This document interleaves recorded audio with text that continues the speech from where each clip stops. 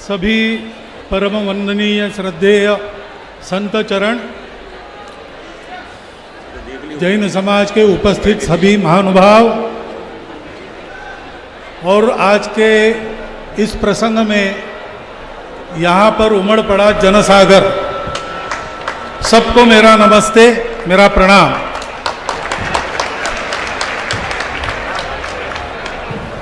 आचार्य विद्यासागर जी महाराज का मेरा परिचय पहली बार जबलपुर के पास गाय घाट पर जो स्थान बना है वहां पर हुआ। मैं उस समय संघ का सरकार्यवाह था, पहली बार मिलने जा रहा था। अध्यात्म का कुछ संपर्क मुझे तो है नहीं, तो आचार्य श्री के दिव्य व्यक्तित्व के सामने जाने से क्या होगा, कैसे होगा, ये डर मेरे मन में था। परंतु वहां पर उनकी जो स्नेहमय आत्मीय व्यवहार की झलक देखी, उसके चलते भय भी दूर हो गया और संकोच भी दूर हो गया। बाद में जब जब संभव हुआ, विशेषकर चौमासे के समय या मेरे प्रवास में आसपास कहीं वो पता चलने पर, वो है ऐसा पता चला, तो मैं जाकर मिलता था। और उस समय मुझे ये पता चला कि पूरे देश का मार्गदर्शन वो अपने मन वचन कर्म से कर रहे हैं।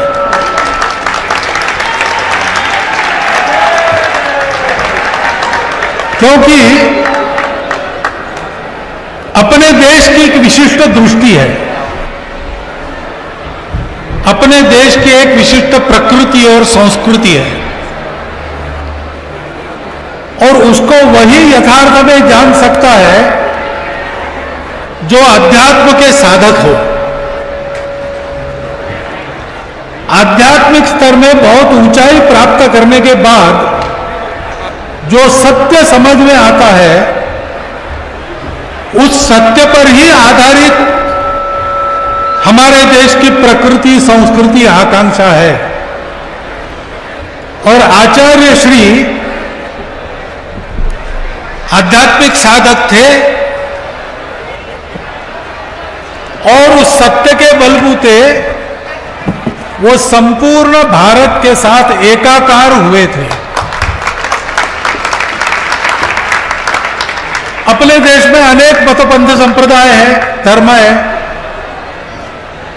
वो एक विशिष्ट उपासना को लेकर उनकी तपस्या थी। परंतु सत्य को जानने के बाद यह जब एकाकारता सध जाती है तो कोई पराया नहीं होता, क्योंकि आदमी ये जान जाता है, जैसा वही बताते थे, कि रास्तों में अंतर है, गंतव्य में और रास्तों पर चलने के तरीके में कोई अंतर नहीं। और इसलिए हम सब लोग एक हैं, लेकिन हम एक कैसे ही जानने के लिए स्व को जानना चाहिए। इसलिए बहुत आग्रहपूर्वक वो कुछ बातें रखते थे।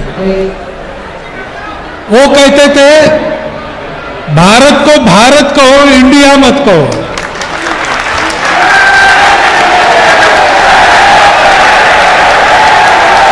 क्योंकि भारत को भारत कहेंगे तो भारत को भारत समझकर जानेंगे।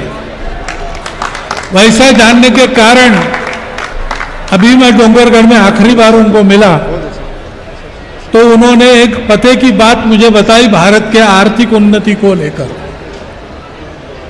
उन्होंने कहा कि हमारे ग्रामों में, जंगलों में बसने वाले बहुत प्रतिभाशाली कारीगर है। उन कारीगरों की कारीगरी के आधार पर देश की उन्नति का प्रयास अगर होता है तो रोजगार बढ़ता है, आर्थिक उन्नति होती है और भारत का भारतीयत्व सामने आता है। बहुत सरल शब्दों में तीन बात ये उन्होंने बताई इतने सरल शब्दों में बताई है, लेकिन मैं आपको बताऊं, आज बड़े बड़े विद्वान लोग इसी दिशा में अवगाहन कर रहे, सोच रहे भारत की उन्नति के लिए। और ऐसे वो थे, अजात शत्रु थे, सबके प्रति आत्मीय थे और सत्य पर नित्य अधिष्ठित रहकर और सारी बातें करते थे। इसलिए जो भी उनके पास जाएगा उसके अपने कल्याण की और समस्त विश्व के कल्याण की बात वो आसानी से केवल समझा नहीं सकते थे, करवा सकते थे।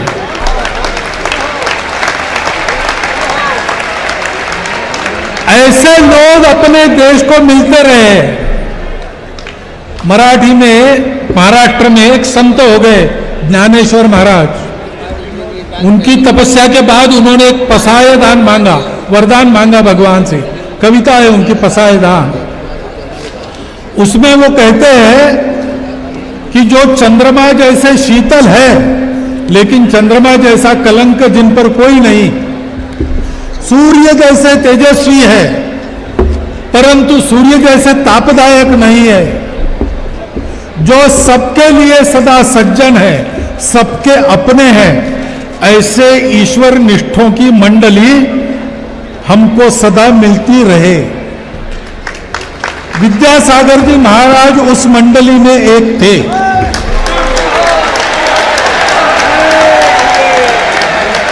और ऐसे लोग अपने राष्ट्र की निधि है, उनके बलबूते, उनके मार्गदर्शन के चलते समय चक्र के उतार चढ़ाव में सब प्रकार की परिस्थितियों में से हम लोग सही सलामत आगे निकले हैं।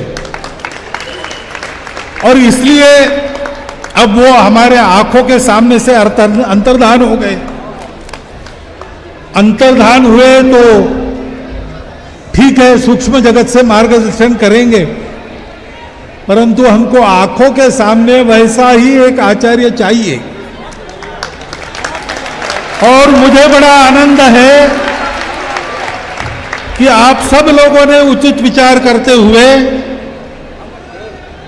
पूज्य श्री समय सागर जी महाराज को यह स्थान लेने के लिए कहा है। मैं हृदय से आप सबके इस निर्णय का अनुमोदन करता हूं। आज वो पदारोहण करेंगे, उनके प्रति मेरे श्रद्धावनत प्रणाम अर्पण करता हूं और इसी प्रकार उनके मार्गदर्शन की छाया में अपने राष्ट्र जीवन का रथ आत्म सुखाय और सर्वजन हिताय आगे बढ़ता रहे, यह इच्छा प्रकट करता हूं, यह विश्वास भी प्रकट करता हूं और आपको धन्यवाद देता हुआ मेरे 4 शब्द समाप्त करता हूं।